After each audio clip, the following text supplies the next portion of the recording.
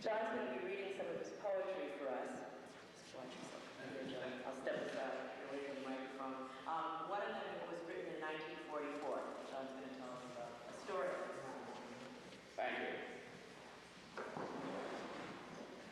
Well, this is the only one that I'm going to read that is this old. It appears in my book of verse entitled Between You and Me. There are 2 copies in the Monson Free Library, and one in the Robert Frost Library at Amherst College, and one, of course, in the Library of Congress. And there was one in the Palmer Library, but Mark Contoy's informs me that someone swiped.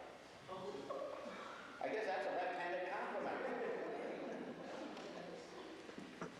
Well, in 1944, as Mother's Day approached, I, along with a lot of other GIs, was wondering what was ahead of us.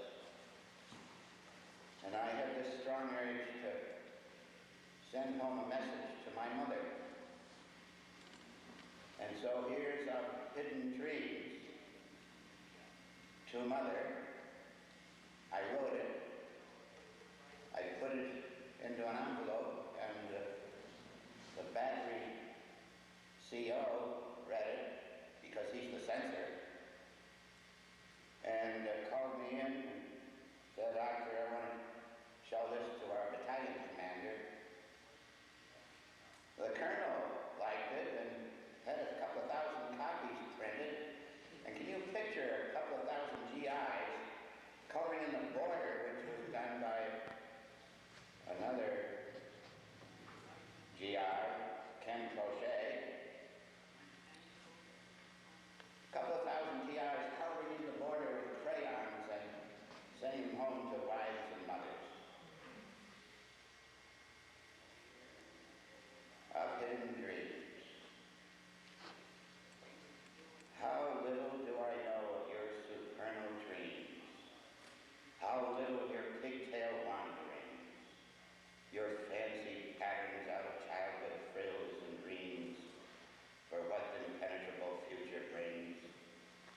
Nor do I know the sacred paths and secret bower, the sunny meadows, scrubby hill and glade, when time was yours, and untransgressed your leisure hour, the garlands and the castles that you made.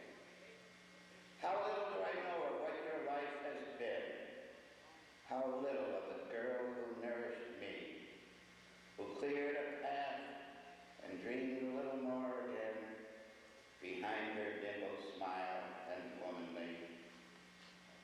So shall I hope that disappointment did not come and trample on your pigtail wanderings.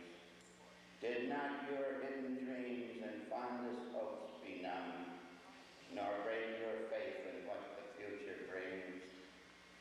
If life is pledged by all-embracing love and faith, intangible yet constant through the years, immutable and timeless like a spirit breath, impatient ever of all earthly fears, if year and day and hour confess eternity that wakens dew and petal in the dawn, somewhere in all our wondering uncertainty, our dreams are safe, the curtain can be drawn.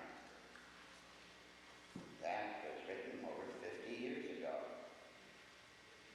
And since my book of verse was published in 1977, if you want to read some of the older poems, go to the Monson Library.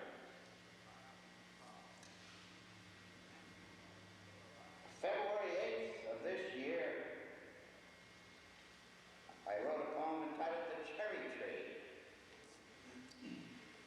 I grew up as one of 5 sons of the late Frank and Alpharetta Thurston Auchter. Now I'm the youngest living. The Cherry Tree. When I was less than 4 feet tall, and for my age a little small, I used to climb the cherry tree next door, accessible, you see, along with brothers, 3 or 4, our parents frowned on anymore. Because the fifth was diaper prone and could not join us all alone. Ah, how those cherries tasted sweet, our youthful taste buds so replete.